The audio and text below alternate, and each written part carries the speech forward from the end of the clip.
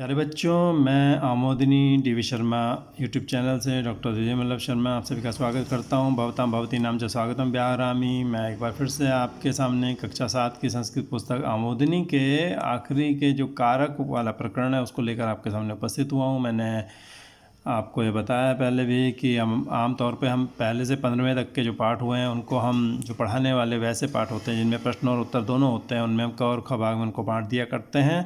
क भाग में पढ़ाते हैं और ख भाग में हम उसके क्वेश्चन आंसर कराते हैं। यहाँ पर क्वेश्चन आंसर जैसा कुछ नहीं है इस पार्ट में, लेकिन इसे हम एक ही भाग में रखेंगे। ये होगा कारक प्रकरणम। आपको ये बता दूं कि आप सहूलियत के लिए आमोदिनी डीवी शर्मा चैनल जैसे खोलेंगे आप वहाँ प्ले लिस्ट में जा सकते हैं। प्ले लिस्ट में जा करके आपको अलग अलग सेक्शन में अलग अलग चीज़ें मिलेंगी, क्लास वाइज भी और सब्जेक्ट वाइज भी। आप अपनी पसंद के अनुसार उसको चुन सकते हैं। चलिए पढ़ते हैं। व्याकरणम व्याकरण, कारकम माने कारक। कारक क्या होता है अभी आपको पता चल जाएगा। परिभाषा देखिए कारक की क्या है। इसको थोड़ा कम जूम रखते हैं ताकि पूरा पेज आपके सामने आ सके। यस, ऐसे हो गया। परिभाषा देखिए, साक्षात क्रियान्वयित्वम कारकत्वम। साक्षात मैंने बिल्कुल, क्रियान्वयित्वम क्रिया अन्वयित्वम कारक, क्रिया से जो अन्वयित होता है जिसका वो कारकत्व कहलाता है, उसके कारकत्व कहते हैं। जिसका क्रिया से अन्वय माने संबंध होता है उसे कारक कहते हैं। क्रिया से जिसका संबंध हो, अभी आप आगे चल के समझ जाएंगे। अर्थात क्रिया के साथ सीधा संबंध रखने वाले शब्दों को कारक कहते हैं। जैसे मैंने कहा मैं जाता हूँ, मैं का संबंध जाता हूँ से है। अब मैंने कहा मैं हटा देता हूँ, हम दो कर देते हैं। हम दो करते ही मैंने जाता हूँ हटा दिया, हम दो करते ही क्या हुआ जाते हैं। तो यानी कि क्रिया से संबंध किसका है, मैं का, हम दो का, ये सब कारकों में आते हैं। तो इसके लिए प्रथमा से सप्तमी और संबोधन तक विभक्ति होती है, वो आपको आगे समझाई जाने वाली है बहुत जल्दी से। तो अभी देखिए संस्कृत भाषा में 6 कारक होते हैं, जैसे कर्ता कर्म च करणम च संप्रदानम तथैव च अपादानादिकरणम इत्याहु कारकाणि षट्। कर्ता कर्म च बने और करणम करण च बने और संप्रदानम संप्रदान तथैव बने उसी प्रकार च बने और अपादान और अधिकरणम अधिकरण इत्याहु ये कहे हैं कारका षट् कारकाणि। ये 6 कारक बताए गए हैं। कर्ता कर्म करण संप्रदान और उसी प्रकार अपादान और अधिकरण, ये 6 कारक हैं। इन कारकों का बोध यानी ज्ञान क्रमशः प्रथमा द्वितीय तृतीय चतुर्थी पंचमी तथा सप्तमी विभक्ति द्वारा ही होता है। संबंध के लिए षष्ठी विभक्ति प्रयोग में की जाती है। संबंध के लिए किसका प्रयोग होता है, षष्ठी विभक्ति का प्रयोग होता है। इस प्रकार विभक्तियाँ कुल 7 होती हैं।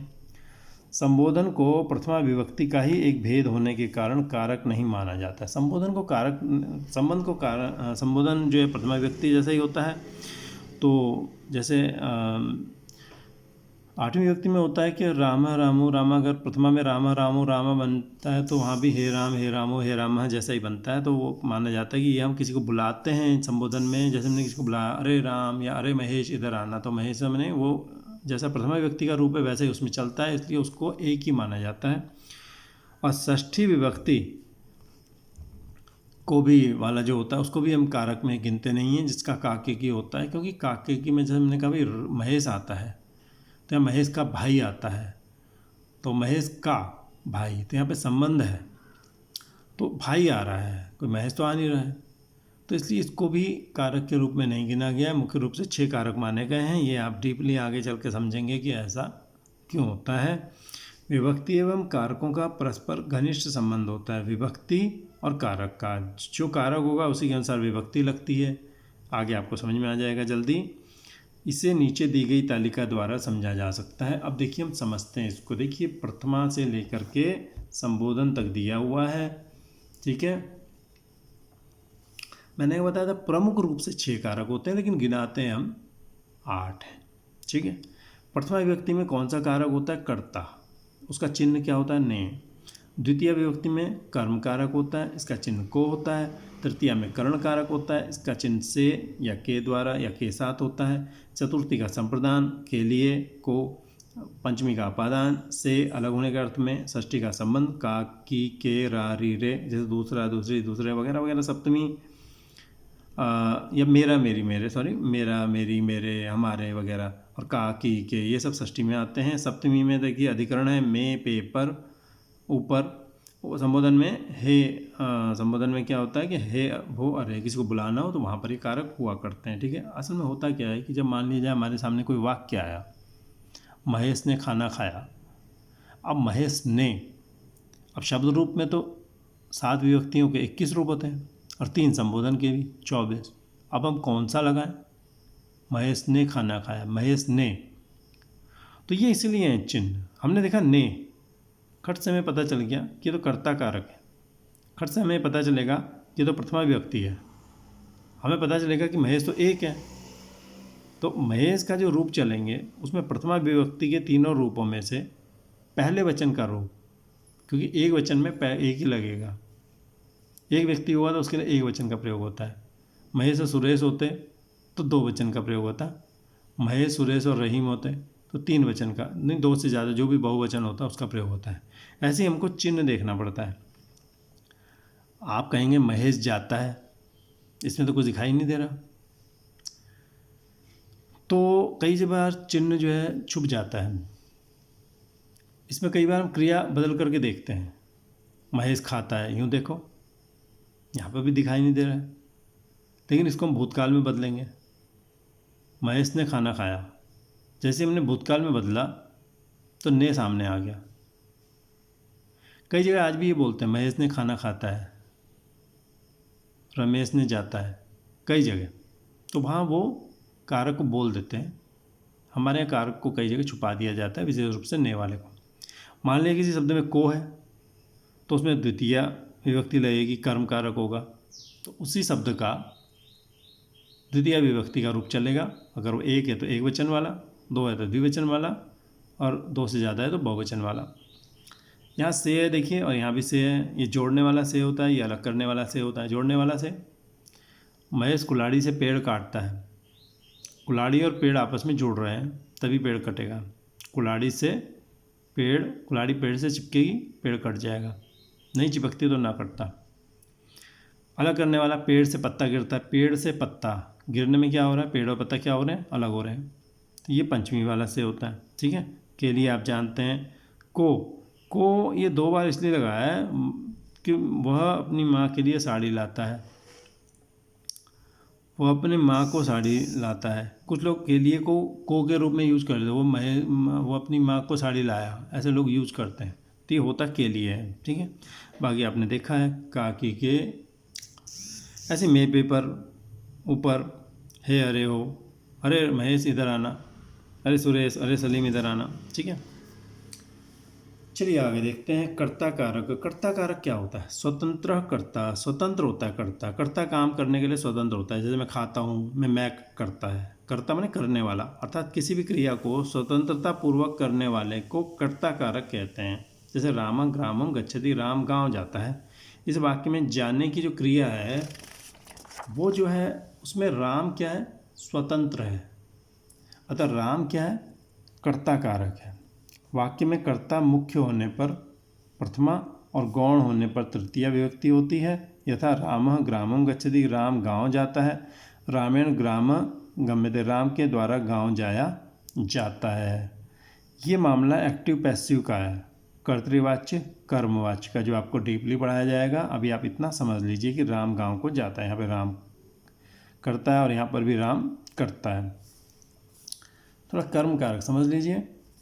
कर्म कारक, कर्तुरीप्सित तमम कर्म, कर्ता का जो सबसे ईप्सित तम होता है, कर्ता जिसको काम करने वाले, जिस चीज़ को सबसे ज़्यादा चाहता है उसको हम कर्म कहते हैं। कर्ता अपनी क्रिया के द्वारा जिस पदार्थ को सबसे अधिक चाहता है उससे कर्म कारक कहते हैं। जैसे बालक विद्यालय में गच्छति, बालक विद्यालय को जाता है, तो बालक जो है ये जो जाता है क्रिया के द्वारा क्या चाह रहा है? सबसे ज़्यादा विद्यालय को चाह रहा है, तभी वो उधर जा रहा है। तो कर्ता का ईप्सिततम कौन है? क्रिया के द्वारा ईप्सिततम कौन है? सबसे ज़्यादा चाही गई चीज़ कौन सी है? विद्यालय है, तो विद्यालय कर्म होता है। ठीक है, जैसे मोहन खाना खाता है, तो मोहन खाने की क्रिया के द्वारा किसको चाह रहा है? खाने को, भोजन को, भोजन खाता है। मिठाई खाता है, मिठाई को। ठीक है, बालक पुस्तक पढ़ता है, पढ़ने की क्रिया के द्वारा वो बालक किसको चाह रहा है? सबसे ज़्यादा पुस्तक को, तो पुस्तक क्या है? वो है कर्म। ठीक है, इस वाक्य में बालक करता है, बालक करता है तथा उसकी गमन क्रिया यानी जाने की क्रिया द्वारा विद्यालय अत्यंत इच्छित है, बहुत चाहा गया है, अतः विद्यालय कर्म कारक है। ठीक है। कर्मणि द्वितीया, इस नियम के अनुसार कर्ता प्रधान वाक्य के कर्म में द्वितीया तथा कर्म प्रधान वाक्य के कर्म में प्रथमा होती है। जो ये वाला बताया जा रहा है ये आपको डीपली बाद में समझाया जाएगा जब आप बड़ी क्लास में आ जाएंगे। फिलहाल आप ये समझ लीजिए कर्मवाच्य है ये। आप फिलहाल इसको समझिए कि बालक विद्यालय को जाता है और बालक के द्वारा विद्यालय जाया जाता है, ये आप कर्मवाच्य या भाववाच्य के वाक्य होते हैं, ये आप भविष्य में सीखेंगे जब गहराई से आप व्याकरण को समझेंगे 9th में। करण कारक देखिए, करण कारक किसको कहते हैं? साधक तमम करणम, साधक तम यानी क्रिया की सिद्धि में अत्यंत सहायक वस्तु अथवा साधन को करण कहते हैं। जैसे राम, जैसे श्यामा कलमेन लिखती, श्याम कलम से लिखता है, तो लिखने की क्रिया में सहायक कौन है? हेल्प कौन कर रहा है? कलम कर रही है, तो कलम को क्या कहेंगे? करण कहेंगे। तो ये करण कारक हुआ। ठीक है।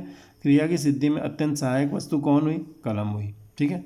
यहाँ कर्ता श्याम की लेखन क्रिया में कलम बहुत सहायक है, अतः कलम क्या है? करण कारक है। करण में तृतीय विभक्ति होती है। ठीक है। संप्रदान कारक देखो,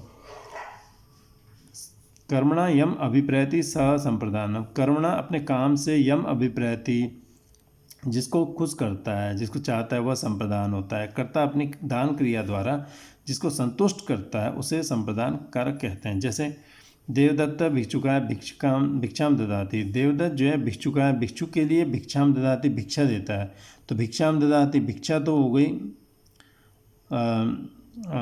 कर्म कारक, भिक्षा को देता है, चाह क्या रहा है वो भिक्षा को, लेकिन खुश किसको करना चाह रहे हो? भिक्षुक को यानी भिखारी को। तो जिसको खुश करना चाह रहा है उसमें क्या होती है? चतुर्थी विभक्ति होती है, संप्रदान कारक को कहलाता है।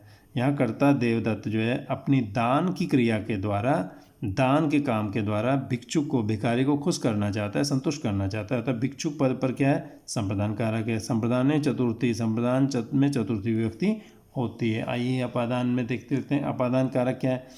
ध्रुवम अपाये अपादानम, ध्रुवम मैंने निश्चित तौर पे, अपाय मैंने दूर होने पर, अपादानम मैंने अपादान होता है, अपादान कारक होता है।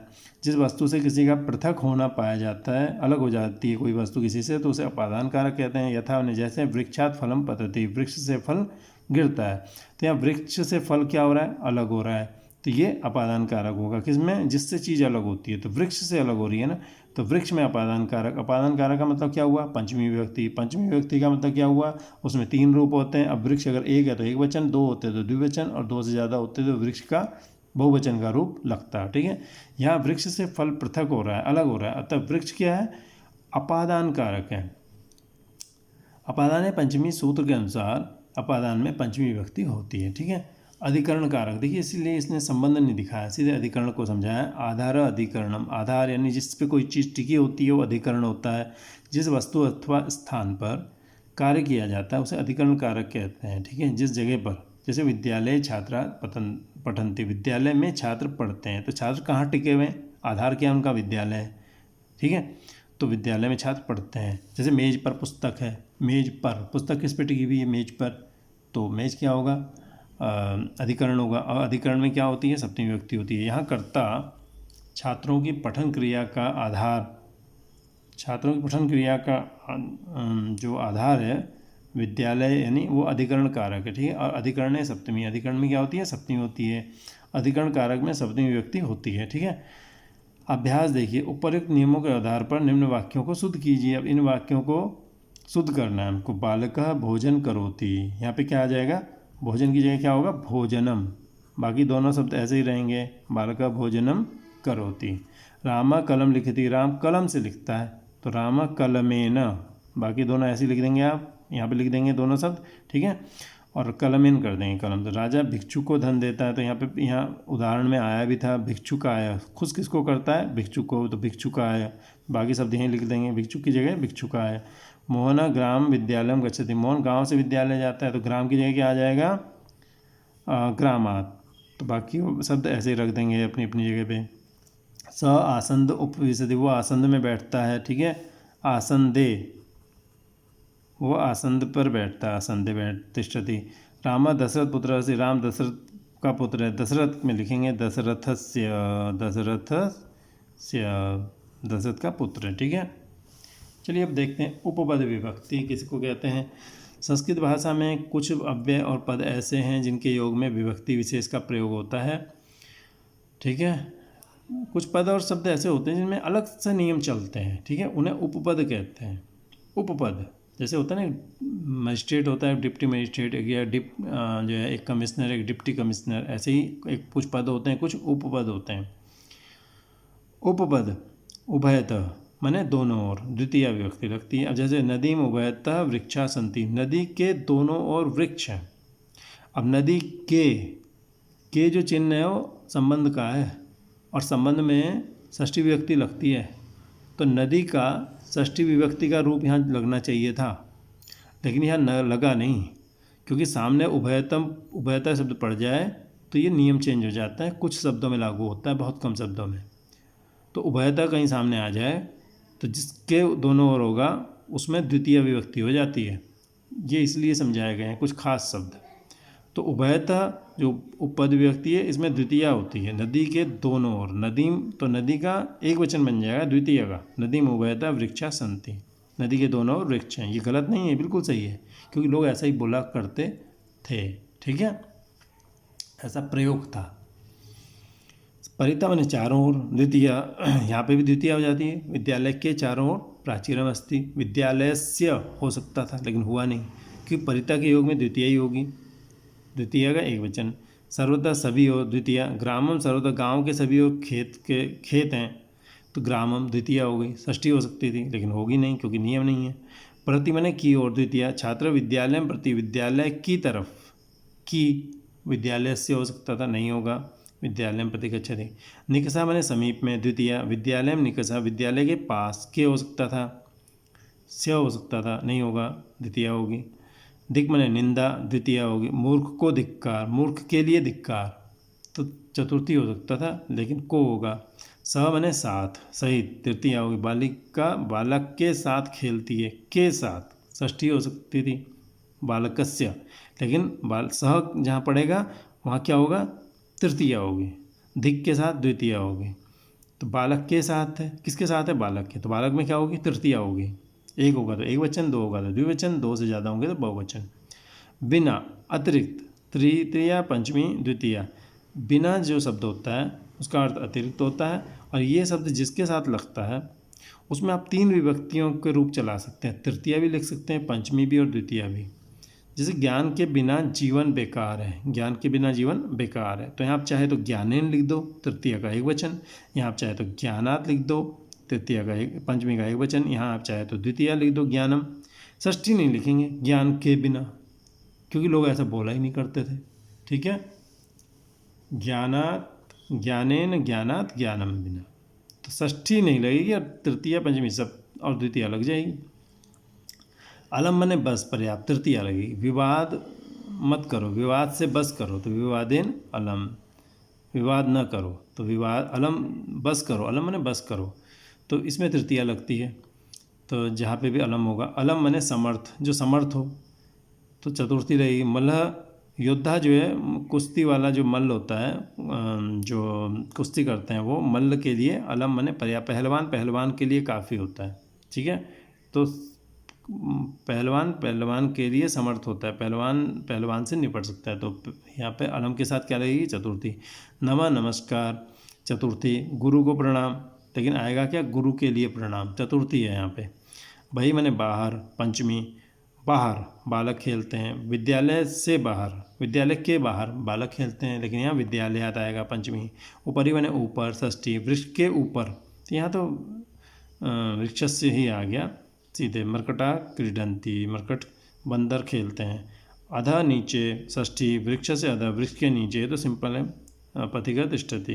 अंत में भीतर, षष्ठी। विद्यालय के अंदर, छात्रा पठंती, छात्र पढ़ते हैं। ठीक है, मुझे उम्मीद है आपको ये संक्षेप में हमने जो समझाया है वो आपको समझ में आया होगा।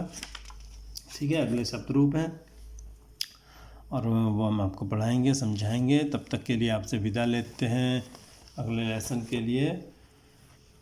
धन्यवाद।